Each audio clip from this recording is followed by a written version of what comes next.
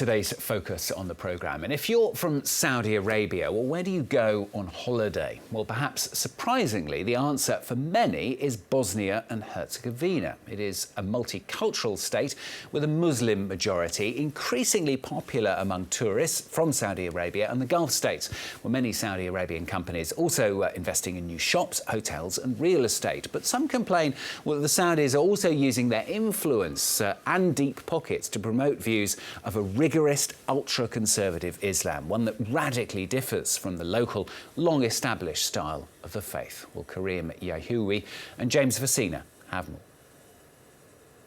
In the heart of Sarajevo, the SCC shopping centre is a prime example of Saudi investment in Bosnia. One of the great things about it is that every single penny that was spent for the construction was spent in Bosnia, which means Bosnian materials, Bosnian workers, Bosnian companies, everything. So this building had a huge impact on Bosnian economy. The project came with a number of requests from the Saudi investors, who demanded a total ban on alcohol sales inside the shopping centre. Posters of Paulina Hills, a new housing estate, advertised luxury villas overlooking Sarajevo. The construction works have had a drastic effect on land value, and prices can reach €500,000. Please, can you take off your shoes? We met with the estate's sales director, who was eager to take us around the group's show flat.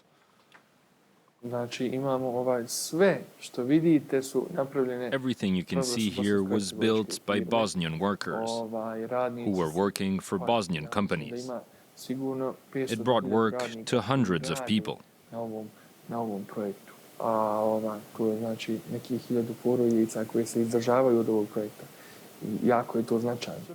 Paulina Hills will have its very own shopping centre, as well as a children's playground and a mosque.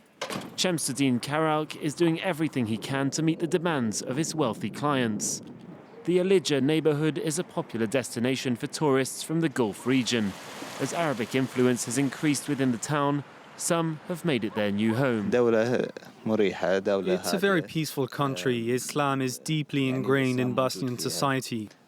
We can feel at home, as if we were in an Arabic country, but with a European twist to it. Signs, posters and adverts. Arabic is everywhere. Local councillors are fighting for the signs to be translated into Bosnian. The whole thing actually ended up being good publicity for Ilija, because we keep getting more and more tourists from Arab countries. And they are more than welcome.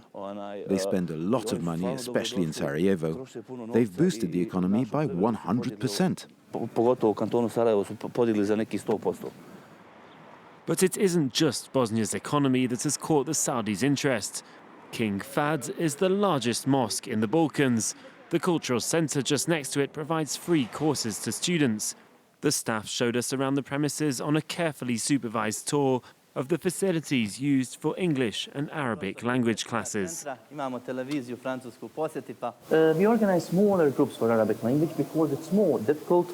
And what's important, for the last 5 years, a big number of Arabic tourists have been coming to Bosnia. So now today, actually officially, we start a new project, Arabic language and culture for tourist workers. But the Arabic teacher has an ulterior motive for teaching the language. They want to learn Arabic because it's the language of our Prophet. It's the language of the Quran, the language of those who will go to heaven. On paper, religion isn't taught in the cultural centre. Professor Mehovic insists that it is separate from the Salafis that set up shop outside the mosque. After a half-hour discussion, one of the vendors agreed to speak to us. 99% of people don't trust journalists, whether it's about football, politics or terrorism. I mean so-called terrorism. As terrorism can mean many different things. This mosque was built shortly after the war, and it was welcomed by Muslims. It was funded by Muslims, by trustworthy people, from Saudi Arabia to the Bosnian people. The Saudi government provided support during and after Bosnia's ethnic conflict in the 1990s. Several thousands of Islamists joined the war to fight as mujahideen. While most of them left when the conflict ended, a number stayed behind and began preaching a more radical interpretation of the Quran. Tuzla is an industrial city hit by high levels of unemployment. From his small house in the outskirts, Emir Kajik preaches in an unofficial mosque. He refuses to follow guidelines from the country's religious authorities and openly expresses his desire to instill Sharia law. Some people say there are places in Bosnia where Sharia law is practiced, but that's not true. It's actually impossible to put it in place in Bosnia because most people do not want it, and you cannot force them.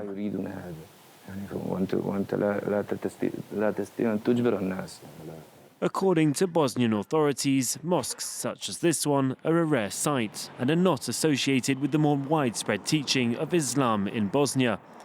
We're on our way to Igman, a mountain located 1 hour away from Sarajevo, to speak to Harun Hodzic. A former commander in the armed forces, he is now an imam. We meet him outside a mosque that features typical Bosnian architecture. Saudi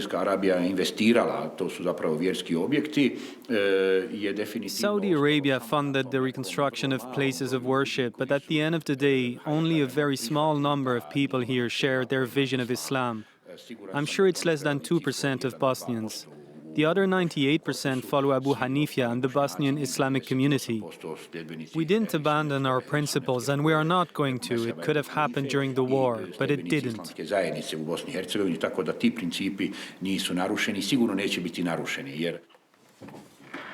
For Harun Hodzic, Bosnia didn't lose its soul during the war, and neither investors nor tourists will succeed in changing the country. Sarajevo, its capital city, is the outcome of this influence and remains an exemplar of multicultural Bosnia.